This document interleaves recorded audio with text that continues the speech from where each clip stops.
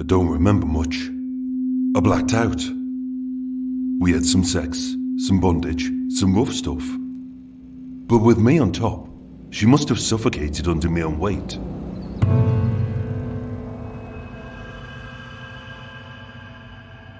On Sunday the 20th of January 2002, the body of 38-year-old sex worker Sally Rose White was discovered in the locked bedroom of Anthony Hardy's flat. Found naked, with her legs splayed, this petite lady had engaged in rough sex with this 19-stone man, which some light bruising, a bite mark, and a wound to her head had proven. Deemed a natural death and an accident, a qualified pathologist confirmed that Sally had died of heart failure, and thus Tony was not responsible for her death. With no witnesses, no murder weapon, and no motive, as the police's prime suspect had no memory of that night owing to an alcoholic blackout. As was his legal right, he would state "No comment" to every question, and with a second autopsy returning the same conclusion, the murder case collapsed.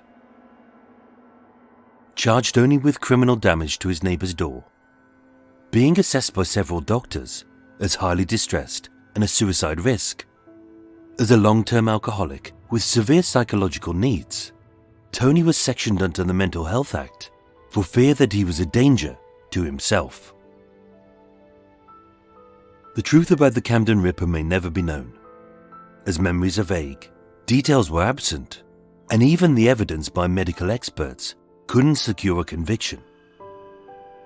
And besides, it's hard to understand who he was, as he appeared to be a different person to different people at different times. But by viewing this story from his perspective, it's clear that there were four distinct sides to the personality of Anthony Hardy: the alcoholic, the addict, the sadist, and the maniac. These are the four faces of the Camden Ripper. Part 2: Tony the Addict.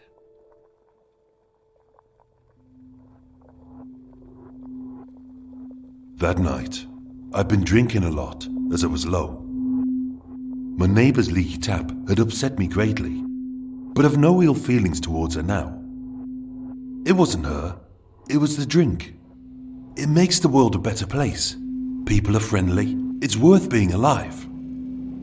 Only I drink too much and I black out.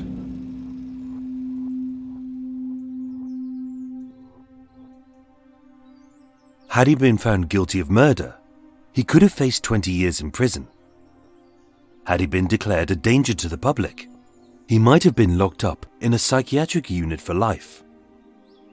But being found innocent by a noted pathologist and sectioned 4 times before, Tony knew that his hospitalization was dependent on his recovery, meaning that he could be held for either days, months, or years.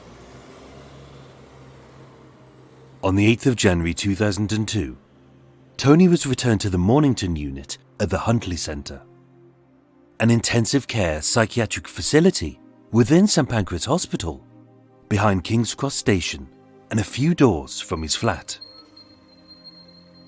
Set within an old Victorian hospital, this secure unit had all the essentials to keep the patients within, like cameras, alarms, locks, and every exit secured by a series of thick metal doors. With soft lighting, bright walls, soft sofas, and a large telly, it was a far cry from the old asylums, with its aim to reflect a more positive and happier mental state. Held under Section 37 of the Mental Health Act, a court order made following his criminal conviction for the damage to his neighbour's front door. This meant that unlike a prison sentence, the length of his stay and the date of his discharge wasn't decided by a judge, but by the hospital. Previously deemed a suicide risk by a panel of experts, upon his release from Pentonville Prison to the Mornington unit, Tony said that he was feeling fine and had no thoughts of self-harm or harm to others. The staff were right to be wary of this 6'1", 19-stone hulk, with a history of assault, abuse, sexual deviance and drunkenness, having been arrested twice prior on that very ward. Only he seemed a different man now, with the psychiatrist later noting, Mr. Hardy seemed stable throughout his admission, with no evidence of mental illness. He was granted escorted leave and spent a lot of time in bed and watching television.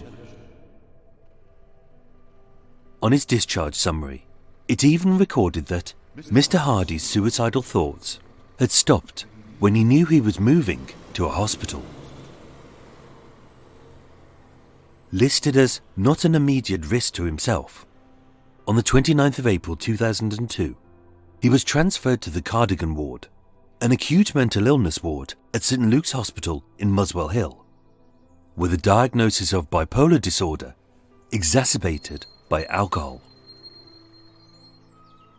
On his first day, given that his illness and addiction were both treatable, he appealed his section order, asking that he be discharged from hospital, but his request was denied. Fully accepting their decision, once again, Tony became a model patient. His mood was lucid and calm. He had no delusions or mania. His mood swings were treated with lithium. His daily dosage of chlorpromazine, an antipsychotic medication, was reduced, and he had a good understanding of bipolar disorder. He was quiet, polite, and attended his therapy sessions and alcohol recovery program. As a long-term alcoholic who abused booze when his mood was low, he had at least 13 relapses during his stay at St. Luke's. Granted unescorted leave owing to good behaviour, this gave him a few hours to attend his appointments with the Alcohol Advisory Service, to shop for essentials, and to visit his flat at 4 Heartland, as the police had returned some of the items removed pending the ill-fated murder trial. Like many alcoholics, given a little bit of freedom from this strict regime, he lied about his movements, he hid alcohol in his room, and sometimes he returned to the ward still drunk. When he was bad, his leave was stopped, and when he was good, it was reinstated.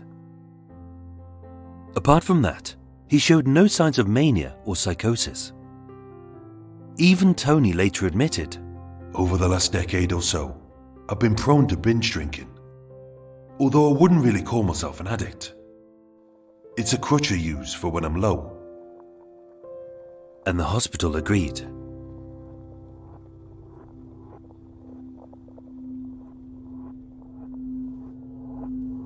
Only Tony's little show had left many people with an uneasy feeling.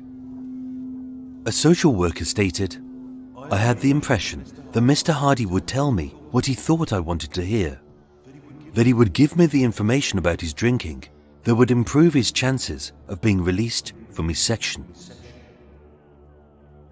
Doctors at the Mornington unit had also expressed their concerns prior to his transfer, saying, when talking to him about the events surrounding his arrest, there was a severe lack of empathy and a strong sense that he was not telling the truth. But more than that, he knew that we knew he was not telling the truth. I don't say necessarily that he was enjoying it, or that he was manipulating us, but that is very unusual. Some staff even reported that they found him to be a creep with a vague sense of evil. Also, his failure to recall a single detail of Sally's death was itself questionable. Throughout his life, he had blamed his violent outbursts on alcoholic blackouts. I drunk till I could drink no more. I blacked out. All I remember is being in the police cell. Only officers confirmed that when Tony was arrested, he smelt of drink, but he wasn't drunk. And the psychiatrists were equally skeptical. The acid and paint used to deface his neighbor's door showed premeditation, as did the bucket of warm soapy water, the key he had hidden, and the posing of Sally's body. A psychiatrist later stated, "When I think of it, every time he did something bad, he had an alcoholic blackout and could never remember doing anything." On the 20th of June 2002, 6 months after his arrest, a meeting was held to discuss his section discharge. It was denied, as the doctors felt his mental illness still required treatment, and the community services were not fully in place to help him cope with his alcohol addiction. In short, the risk of relapse, leading to a failure to take his medication, is too great in terms of a risk to himself and others, given his history. Only the more he relapsed, the more those treating him were convinced that alcohol was the problem, when in fact he was hiding the truth. His real addiction, which was never diagnosed or treated, was sex. Since the 1970s, as with alcohol, sex was vital to keep his mood in check. But in 1992, being diagnosed with diabetes, this disorder had left him with severe erectile dysfunction. A psychiatrist later stated, his distress, anger, and frustration at his diminished sexual prowess was expressed in sadistic sexual activity, his intoxication with alcohol, and his rage at his sexual dysfunction induced by diabetes. Whilst held at the Cardigan ward at St. Luke's, he fought to keep his sexual impulses under wraps, but sometimes they came out. In an arts therapy workshop, a female facilitator touched a glass jar which he had painted with the words, "Sally Rose White, R.I.P." She apologized for leaving fingerprints on his artwork, at which he grinned and said, "It's okay. When I'm in the bath, it'll remind me of you." During his decade as a homeless man, Tony was evicted from countless hostels, not only owing to his drunkenness, theft and assaults, but when he was manic, he became sexually aroused and uninhibited, often stripping naked, groping residents or staff, and suggesting that they make a porno together, all of which he would deny had ever taken place, blaming the incidents on hijinks and alcoholic blackouts. On the 24th of April 1998, at King's Cross Station, he was arrested on suspicion of rape. Accompanying an 18-year-old sex worker back to his flat at King's Terrace. There they got drunk, stoned, and while she was intoxicated, he inserted his fingers inside her. Unable to disprove her consent, he pleaded guilty to the lesser charge of indecent assault, but the police file shows that he was a suspect in 3 more rapes. Having coerced his care workers into believing that his independence was key to his mental stability, given his own flat at 4 Heartland, in the privacy of his spare room, Tony indulged his 6 sexual cravings, whether domination, bondage, strangulation, or posing semi-conscious girls on the bed and shooting obscene images with his black shin on camera. In December 2002, having met a masseuse through a contact ad, at her home, he raped her, taking sadistic sexual satisfaction in crushing her with his 19-stone bulk. She later stated, "I couldn't speak. I couldn't breathe. It was like he was pushing me down onto the bed. His face was pressed to mine. His chest was up to my neck, and my head was forced back.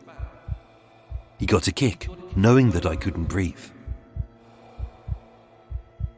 Pathologists call this homicidal asphyxiation, as it stops the blood circulating, causing dizziness, a lack of consciousness, and finally death, which could easily be mistaken for a heart attack during rough sex. unaware of his suppressed sexual sadism, seeking to remedy his bipolar and alcoholism, as the sodium valproate was causing him impotence. The doctors prescribed him apomorphine, a precursor to Viagra.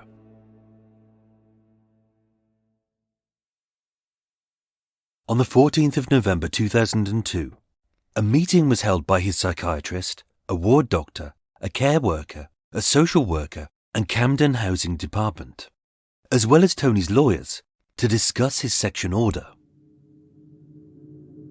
Being described as calm and cooperative, they decided to treat Tony as an outpatient, as he seemed to be dealing with his alcohol problem. The next day, he packed his bags and was discharged from hospital.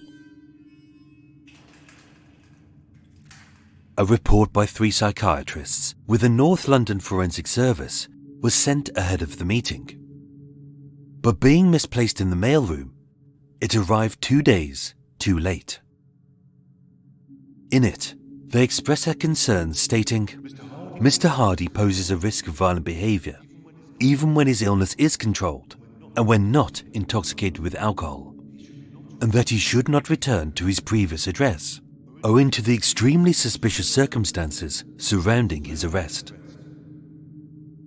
A doctor at St. Luke's also gave 6 warnings that Anthony Hardy should not be released, stating he was vulnerable to relapse and he is a danger to women. The report concluded, Mr. Hardy has an untreatable personality disorder. There is a strong risk of reoffending, and he is likely to cause serious physical or psychological harm to others. The report was right. Whilst on day release for good behaviour, the hospital was unaware that he had taken a train out of London, raped a sex worker, and he was back on the Cardigan ward before his curfew was up. On the 15th of November 2002, Tony returned to his flat at 4 Hartland. As a stipulation of his discharge, he attended his therapy sessions, alcohol program, and collected his medication. He kept himself to himself and had no further incidents with his upstairs neighbour. With his life back to normal, he bought booze from the off-licence on Plender Street, had a few pints at the College Arms pub, picked up sex workers at King's Cross Station, and chatted with Maureen about how skillfully the Whitechapel murderer had evaded justice.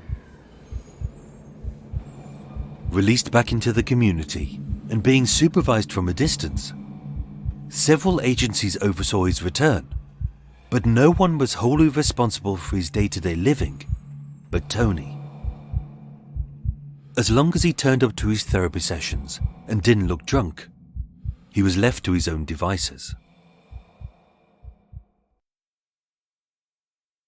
Going from a model inpatient to a model outpatient, Tony took his cocktail of 7 different pills for his diabetes, his mobility, his bipolar, and he was still self-medicating with large quantities of alcohol and cannabis. But he was on no form of prescribed medication to control his rampant sexual urges. In fact, it was the opposite.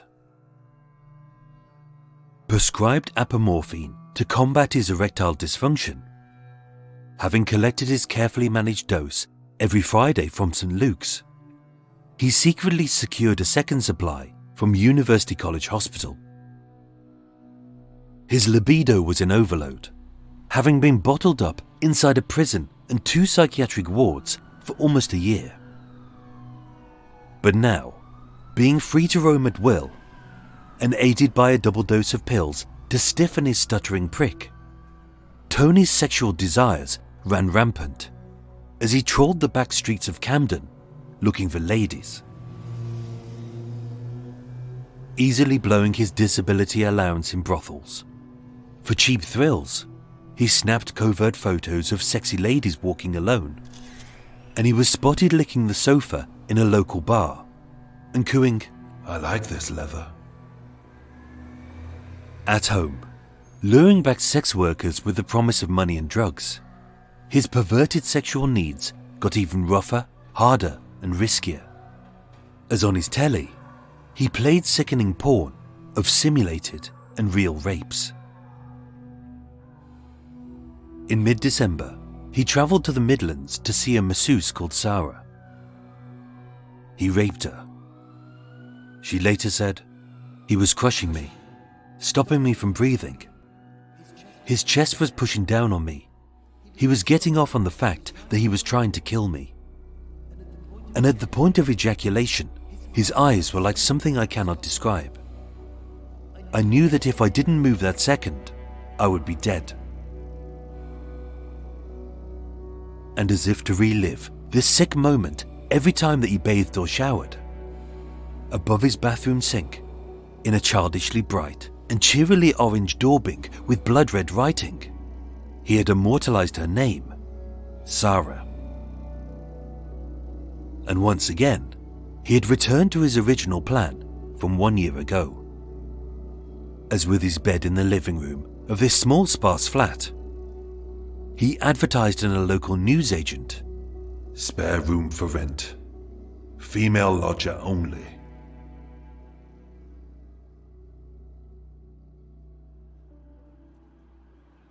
On Thursday the 19th of December 2002, 11 months to the day after he had led Sally Rose White from King's Cross Station back to his flat at Heartland, Tony would meet another sex worker, and her name was Liz.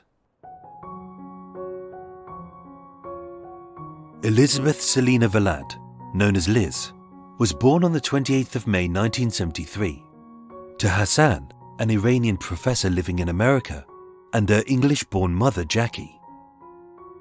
Sadly, their marriage was not to be, and after only 2 years, Jackie and Liz returned home to the market town of Arnold in Nottinghamshire. With a working parent, a nice little home, and her mum seeing a new partner called Peter, Liz had a good start in life. But she was as beautiful and talented as she was fiery and volatile. Whereas once she was a little girl who dreamed of living the high life in London's glittering West End, marrying a rich man, staying in a penthouse, and attending posh parties dressed in silks, gems and furs. As a teenager, her rebellious streak had led her to hang out with a bad crowd, all of which ended in truancy, trouble and theft. Age 16 and unqualified, Liz left school and headed to London, telling her mother she was working as a secretary. In truth, she was a hostess in a massage parlour selling sex for £30 a go. 2 years later, Liz met her meal ticket. A multi-millionaire sugar daddy in his 70s who plucked her out of this seedy hellhole and set her up in an exclusive Chelsea flat with a Mercedes, a clothing allowance, dinner at the Ritz, and even a boob job. Learning the truth and fearing the worst, Jackie pleaded with her daughter to come home. But Liz was living the life she wanted to live, and across the 1990s, she believed that she would always be happy. What happened to her sugar daddy is unknown. But by the end of 2001, with no skills, no home, no job and no savings, as her glamorous life turned from disaster to disaster, by the bitter winter of 2002, 29-year-old Elizabeth Selina Valad was addicted to crack and feeding her addiction with sex work.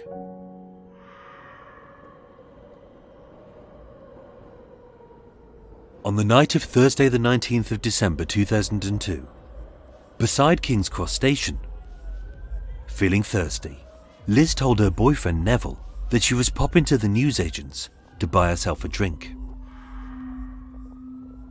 She never got to the shop. She never bought a drink. She never returned to Neville. And she was never seen alive again.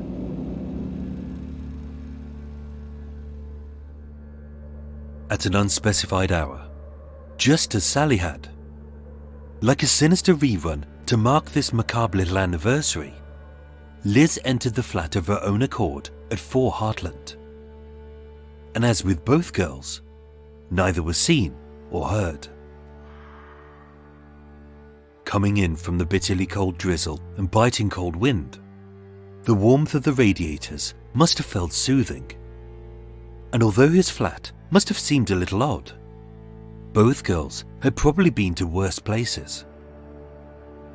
Besides, decorated with childlike art, a Wombles poster, and his Christmas tree up, as this funny man with a bushy beard, a loud gaudy shirt, and a set of amusing socks exuded a fatherly air, there was no reason for fear, as he offered Liz a drink, a smoke, some dope, and some quick cash for a good fuck. Tony and Liz were just 2 addicts fueling their needs. So for both, it was a win-win situation. Only, unlike 1 year earlier, with Sally being a simple girl who was naive and easily led, whereas she had willingly followed Tony into the spare room for consensual sex, Liz did not. Maybe the money wasn't enough. Maybe bondage wasn't her thing. Maybe the rape porn made her nervous. Or maybe, having knocked Sally unconscious during rough sex, rendering her perfectly submissive to his whims. This time, Tony didn't plan to make the same mistakes with such a fierce and fiery woman as Liz. Owing to the blood spatter, it was clear that Tony had smashed Liz hard across the head with a heavy blunt object. Slumping onto the sofa, he gripped her thin throat with his bare hands and strangled her until almost every ounce of life was lost. Dragging her limp but still living body into the spare room, on the same double bed where Sally had died, Liz was his to do with as he pleased. Binding her wrists and ankles tight, he climbed on top of this small slim lady as this 19-stone hulk crushed her under his bulk, trapping her blood and slowing her heart, as he brutally raped her again and again. At some point during the assault, she died. But Tony didn't care, as to him, she meant nothing.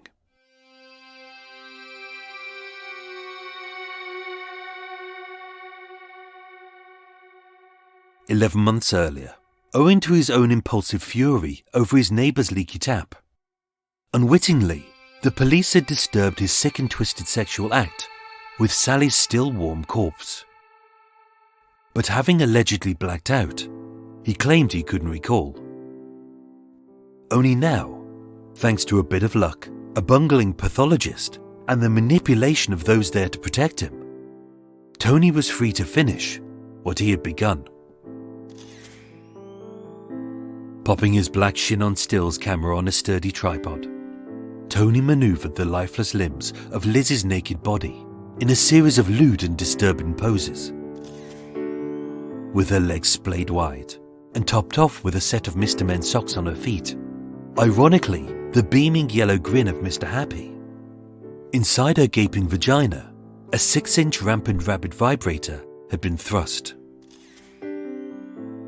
Angling her neck with a pillow, as her head was cocked coyly towards the snapping camera, as if, from the grave, she was lovingly enticing her lover to bed.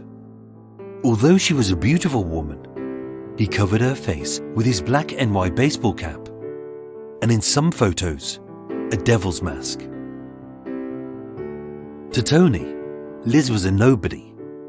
It didn't matter who she was, as with her identity disguised, when he masturbated to the photos, this wantonly submissive woman who fulfilled his every fantasy could literally be anyone. Maybe even you. Instead of being in prison, every day that Tony was free to roam, he passed the Mornington unit, the police station, and the coroner's court where so many mistakes had been made. And yet, with only one body in his flat, unlike his infamously sadistic hero, this rapist and murderer wasn't a real serial killer yet. But within days, Anthony John Hardy would earn his nickname as the Camden Ripper.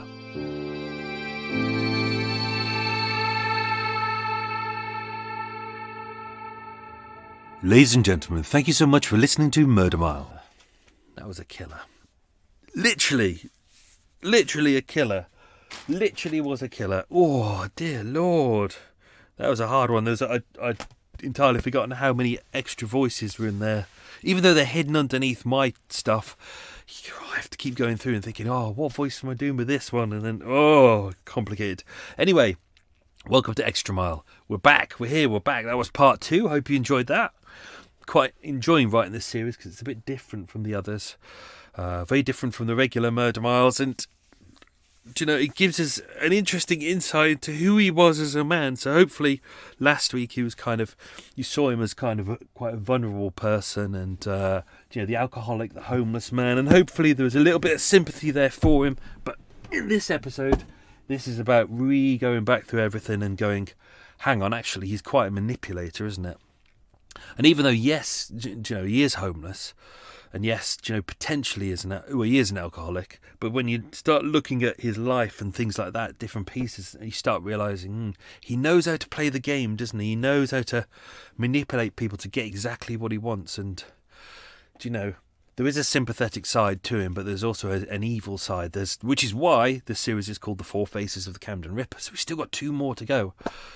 Got the what's next week's one? The sadist, and then the maniac, and then we go through a lot of different pieces as we go through the series, and then you start realizing all that. Like even in episode 1, like I mentioned that he was evicted from hostels quite a lot, but I don't mention why. So when you're listening to that, you're thinking, oh, he's been kicked out of hostels. Oh, it must be a horrible life. But actually now you're thinking, hang on, he's actually being.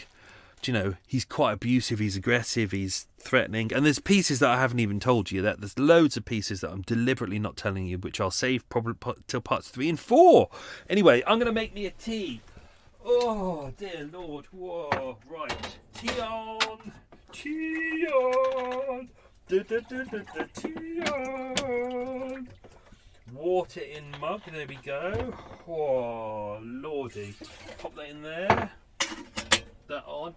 Tea on. Oops. Yeah. Thought my gas wasn't going on. Sugar in. 1.5. There we go. Oh, I mistakenly bought the wrong sugar. The other sugar I bought before was a half spoon, which is slightly sweeter, so you don't need to use as much. But I bought the one that isn't as sweet, and now I'm like, ugh, everything tastes horrible because I'm used to super sweet now. No cake today. I was so busy trying to get this episode written last night. Working through all the days, and then I was like, oh, either I power through the night and get it finished, or I wait another day, and I find that I kind of record better in the mornings, I think. I could be wrong. Anyway, so yeah, it was a bit of a rush. It wasn't a rush hour, but I just wanted to get it right. And then even recording this, I was like rewriting it as I was recording it. Especially at the end, I was like, oh, it doesn't work. I need to redo that. So I didn't have a chance to go to shops to get some bickies or cakes. Well, I got some bickies. I got some Lidl version of chocolate hobnobs. They're not too bad, actually. They're slightly thinner. The OT biscuit is slightly thinner, but the chocolate is a little bit thicker. So when you bite into it, there's a little bit more of a give and a bite, but they're not. But I'd say the OT isn't as nice as proper hobnobs.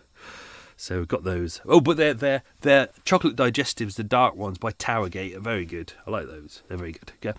There we go. Also this week, I treated myself. I was in Lidl, and they were doing chocolate hazelnut, so the kind of Nutella style chocolate hazelnut donuts, which are really nice. It's kind of, a nice chocolatey donut with chocolate swirls on top. Through the centre is like a thick Nutella style chocolate, but on the bottom is a thick chocolate base where it's been resting, so it's got a bit of a bite as well. Oh, that's really nice. I'm hoping to pick up some of those later on. Lidl do some really nice cakey bits. They've also do some Christmas ones that are very nice. So what's that? What else is going on at the moment? Not much. It was pissing down yesterday, so I didn't. I just stayed in and powered through the script, trying to get as much done as possible. And the problem is when it's pissing down, Wi-Fi is not very good. So in the evenings when I go for a walk, I walk along with my iPad next to me, and then my internet dongle, and I try and find all the places where you can get a good signal, because I'm on 3, and 3 is dog shit. I'm sorry, 3. I may be going to O2 because I'm having to use O2 a lot, which is my phone provider, to use my Wi-Fi. 3, the signal is just shit everywhere. I've been with them for years, and I'm just, it's getting frustrating now. It's like you switch on the little device and it goes green, and when it goes green, that means good signal. But when you open up any device, it goes, can't connect to the internet. And you go, but the little dongle here says green. It's not saying yellow. It's not saying red. It's saying green. That means good signal. And you look inside the little bit of software and it says 5 bars, which is top. And you go, well, I've got a full signal here, so why can't you give me... And every time you call up 3, they go, it's your device. And I go, no, I use 5 different devices, and all of them are saying there's no frickin' internet. And they're like, you need to update the software. It's that same old shitty excuse. Getting a bit fed up with 3 now. So, I may be... O2, you've been very good for me with my phone, so you may be getting my internet business as well. Not business, account. It makes it sound grander than it is. It's not. Right, what else is going on? 3 weeks until Christmas. Yay! Very exciting.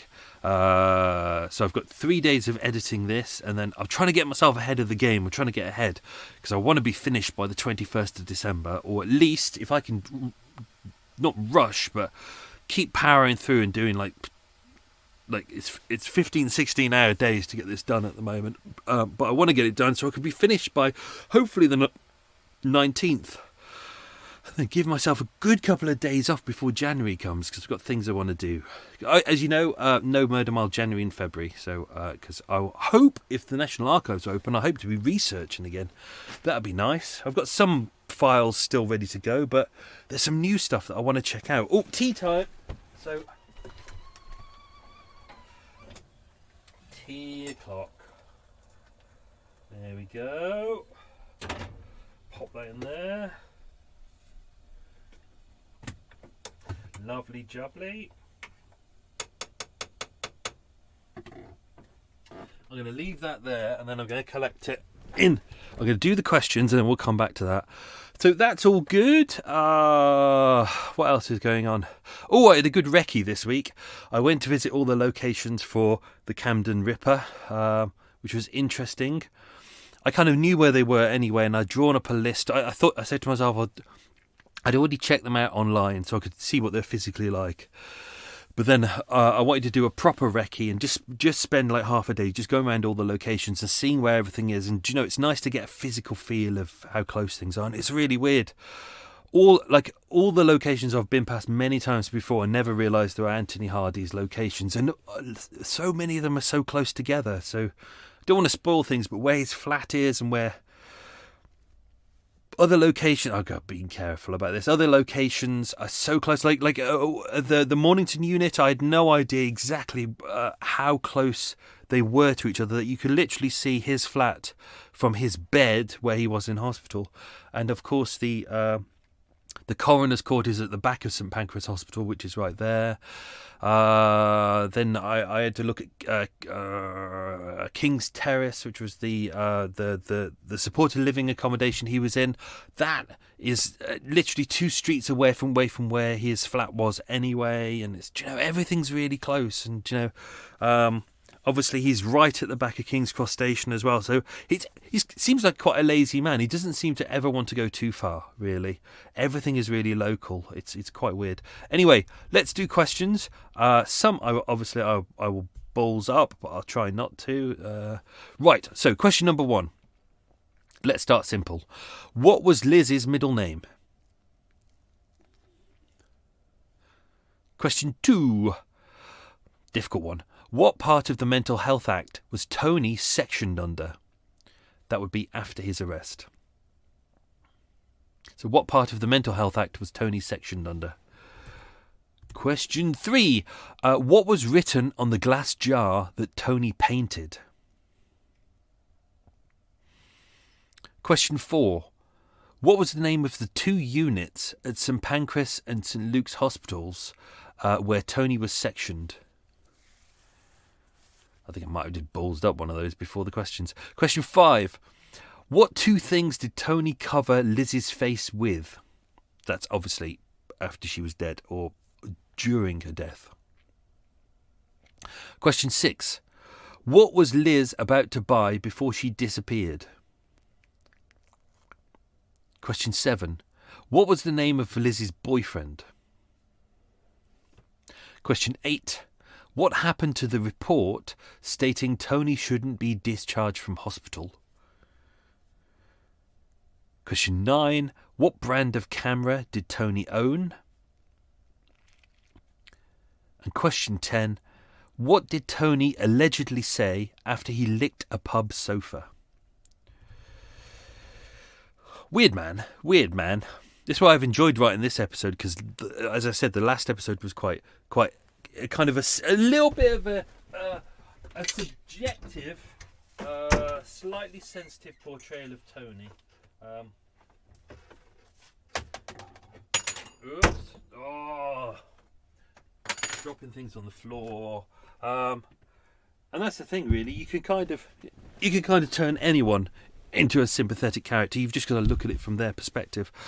But Tony's an interesting one. I think that's his personality and character is really, it's all over the shop, and it's very odd. I'm looking forward to writing episode 4 is going to be, you'll see him, the real brutal side of who he is, but 3 will be interesting as well, because that's his sadistic side, and there's a lot going on there. I think we'll dive into a lot of the more intricate details in there on that one. So let's go through some extra details. Why am I out of breath? This is weird. I realised this when I do all this recording, because it takes a couple of hours to record all the audio for the start of this, because you have to go through it multiple times, and then I do this bit. The second I go, okay, lots of love, bye, and I press off, there's a weird feeling in the boat, because all of a sudden it's like I've been talking for hours non-stop, and then all of a sudden it's just like, it's complete silence, and I realise, I'm by myself again. Oh, it's very weird. Anyway, let's do all these details. So, I could try not to give away too much. Right. So, as mentioned, he was transferred to St Pancras Hospital on the 8th of April 2002, and he was there until the 29th. He was on a section, but I won't say which section. He was in a ward, but I won't say which ward. See, I'm being good now. And when he was assessed, as mentioned, he arrived there and he said, "I'm feeling fine. I'm doing okay." He was assessed that day, and even the doctor himself said that Tony was feeling fine and had no thoughts of self-harm or suicide or harm to others. He was also assessed the next day as well, because he was put on a 15-minute suicide watch. The consultant psychiatrist there said he found no symptoms of mental illness. This is something that's going to crop up quite a lot. If you're listening to these episodes and you're thinking, "Oh God, why is everything's all scattergun?" Because people are saying he's depressed, he's got manic depression, he's got bipolar disorder. There's a lot of similarity there, but there's a lot of things that it's hard to pin down exactly what he has. People say he is an alcoholic. People say he uses alcohol as a crutch. It's a hard thing to pin down. I remember this from experience with Mum. They never know. I sat in rooms with all these experts who sat there like Professor this and Doctor that and blah, blah, blah, and they're all different places, and they all had different diagnoses. Even I remember sitting in one room, and it was a bit arrogant in there. There was quite a few people in there who were a bit up their own arse with their own all of their qualifications that they got. I'm Professor da da da da da da da, and it's weird. They all sat in a room and they all said, "We've seen this and we've seen that," and then one of them said, "Hang on, how can we all see different things?" And they realised they'd all assessed Mum in a different way, and they'd all assessed Mum thinking that, and then the others had thought that, and it was like, how can you get the same information from one woman? I was like, welcome to my world. It's like you can't treat people as a book. You've got. I was slightly annoyed with them. I said they were like, "Oh, well, I've been a professor here for all these details," and I said, "I have 44 years' experience of my mum." And it's the good doctor who was next to me, who we really trusted. He was nodding away. It was like zing. I'm the only person who understands her fully. She's not something to be written on a piece of paper. She's a proper person. So it's interesting. So same with Anthony Hardy as well. Do you know, he's hard to pin down. And this is the thing. I hate to go back to Mum as well, but we found this with a lot of healthcare professionals. Very good, but when they don't know something, they go back to default, which is they say it's this, and it's like the good doctor we had. He was brilliant. He was like, I don't think it's what people are saying. I think it's a bit of this and a bit of that. I think he was good. He was like, everyone's different, so it's. And people can have multiple personality disorders or multiple mental health issues at the same time. So you can't really pin them down to one specific thing. But it's easier for a chart if you can go, it's manic depression. But, you know, in Anthony Hardy's case, it wasn't just depression. It was, as seen at the end as well, they said, we don't think he has bipolar. We think it's an acute personality disorder. So this makes it very difficult. As mentioned in here, I got a big section on this, but I didn't go into it too much. All of his alcoholic relapses when he was there. And as he said, you know, he uses alcohol as a crutch where he's up and down. And he'd be in the ward and then he'd be out on his day release. And, you know, sometimes he'd be out for an hour or 3 hours, or sometimes he'd be allowed a whole day. And he'd have to fill out a chart saying, I'm heading out for a day and this is what I'm going to be doing. Obviously, it's based on trust. Quite often it would be to go to his alcohol awareness meetings, but, you know, if they didn't trust him when he came back, if he smelt a drink, they would breathalyze him and check him, and they'd search his room and things like that. So 8th of May, after about a month there, he returned from leave. This was like just a couple of hours. He was unsteady on his feet. He was examined by a doctor and he admitted that he drunk 6 pints of strong lager whilst on leave, and instead of going to his appointment with Alcohol Advisory Service, he went to the pub instead.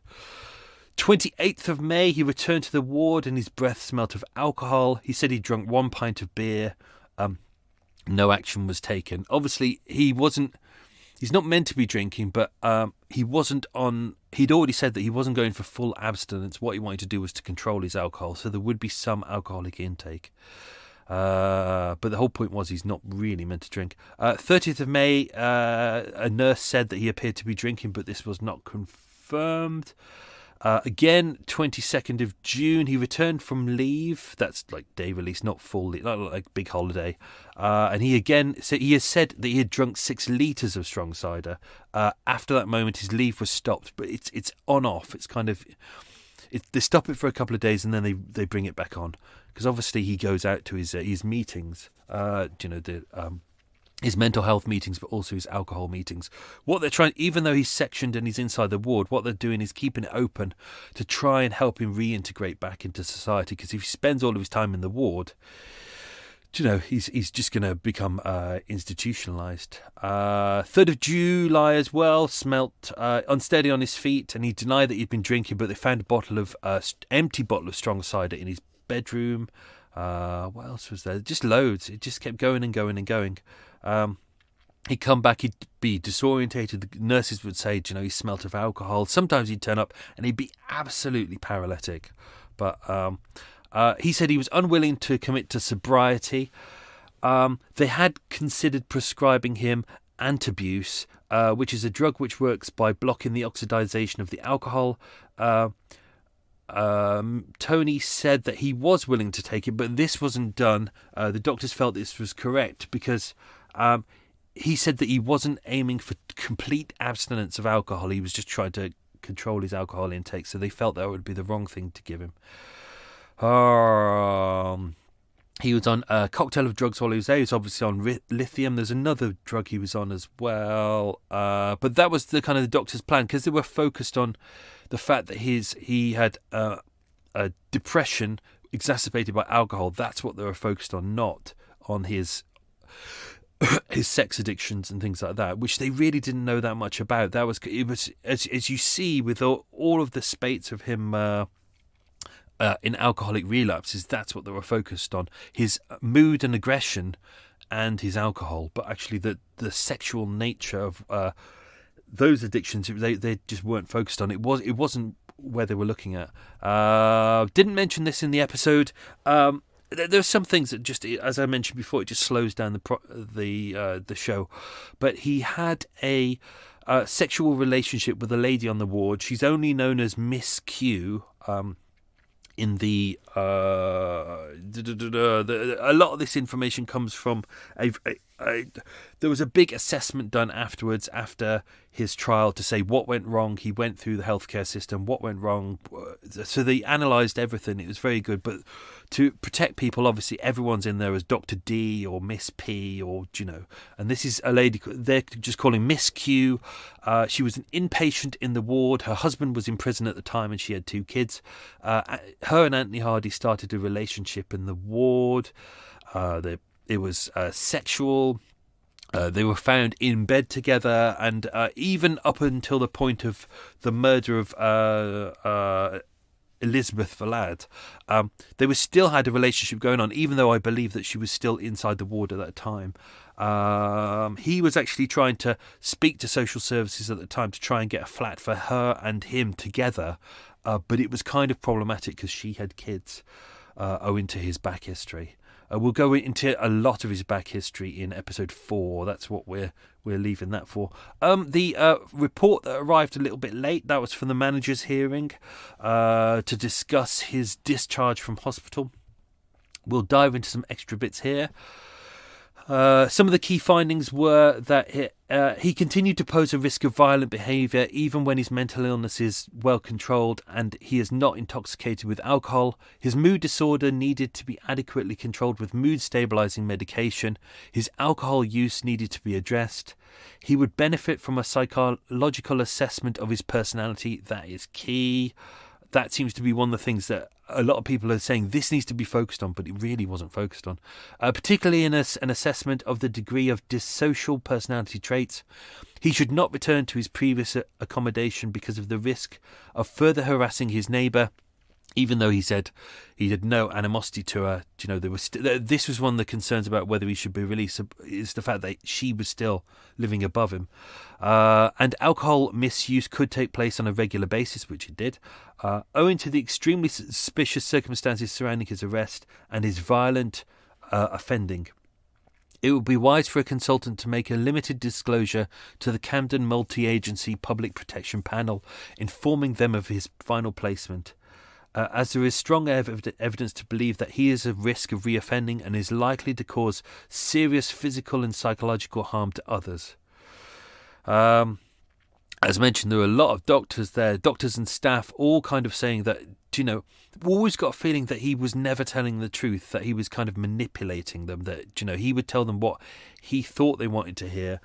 As with the team who got them the place at King's Terrace, the supported living space, even they were saying, do you know, he does well, but it's kind of, you feel like he's kind of leading you into a direction of where he wants to go. It's kind of not entirely the truth. People on the original, on the second ward at St Luke's, they said he was always considered to be a very serious risk history, and we had to work to some extent with the courts and with what the courts and coroners had found.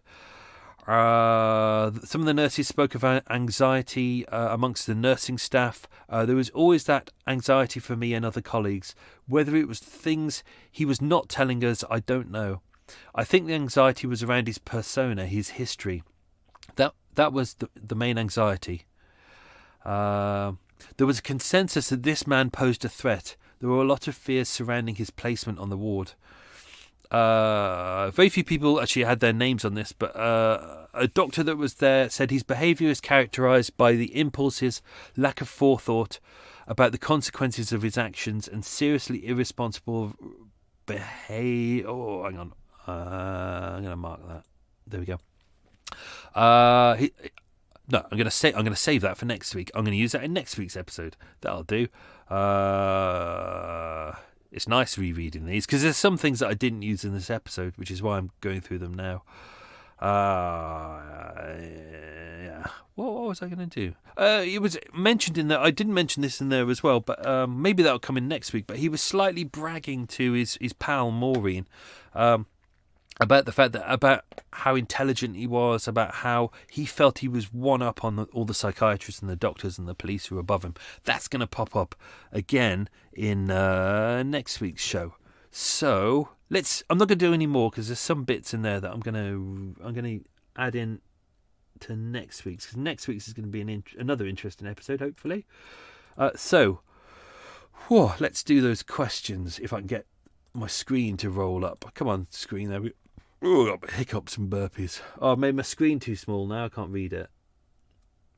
I'll make it really big for when I'm reading, so I can see it properly. There we go. Right, okay, question number 1. Here we go. What was Liz's middle name? Her middle name was Selena. Question number 2. What part of the Mental Health Act was Tony sectioned under? That's at the time of his arrest. It was Section 37. Oh. Question number 3. What was written on the glass jar that Tony painted? It was Sally Rose White, R.I.P. Question 4. What was the name of the 2 units at St Pancras and St Luke's Hospital where Tony was sectioned? They were the Cardigan Ward and the Mornington Unit. Question 5. What 2 things did Tony cover Liz's face with after/during her death? It was his black NY baseball cap and a devil's mask. I'll post some of those pictures of the devil's mask online. It's a creepy one. It's not a cartoony one. It's kind of a rubbery one. If you got the access to the Patreon account, if you look on there, you look at one of the photos.